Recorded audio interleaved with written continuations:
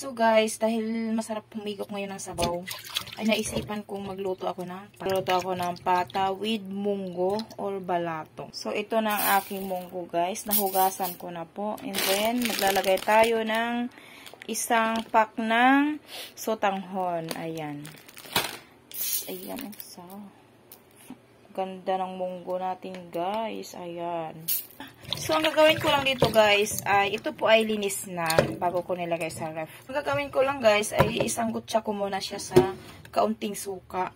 Lagyan ko na siya ng mga ingredients. So, yan ang ating sibuyas, ang ating bawang.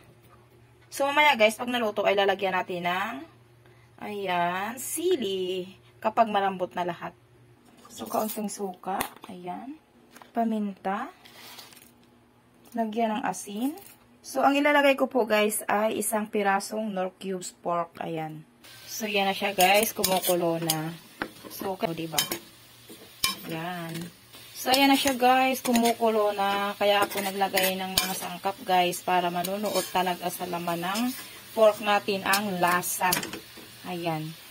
So, kaya ako naglalagay guys ng suka kapag nagsasanggutsa ako para matanggal ang lansa at dagdag yun lasa. So, pakuluin lang natin guys hanggang sa mahibas-hibas siya bago natin ilagay ang munggo. So, ayan na siya guys. Ayan, naghibas na nga. So, ilagay ko na ang munggo guys. Ayan.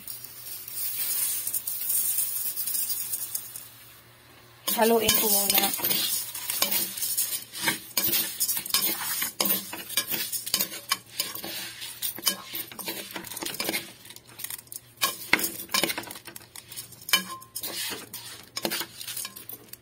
Lagyan na natin ng tubig guys. Ayan. So, dapat maraming tubig kasi magpapalambot pa tayo nito. Ayan guys. So, marami na ang sabaw.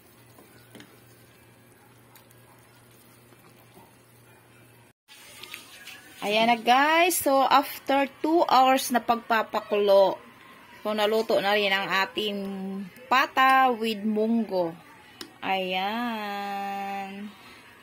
So, ngayon guys, lalagyan natin ng sili at tanlad. Ayan. O, diba guys? Yan ang ating tanlad at sili. At ilalagay na rin natin guys ang sotanghon na isang piraso. Ayan na guys. So, halo-haloin. Hintayin lang po nating maluto ang sotanghon. Ayan. Hindi talaga si Laladoro guys. Oh. So, gayatin ko yan guys para magkasya sa amin. Ayan. So, sorry naman guys. At ang sarap talaga nito guys. Ayan.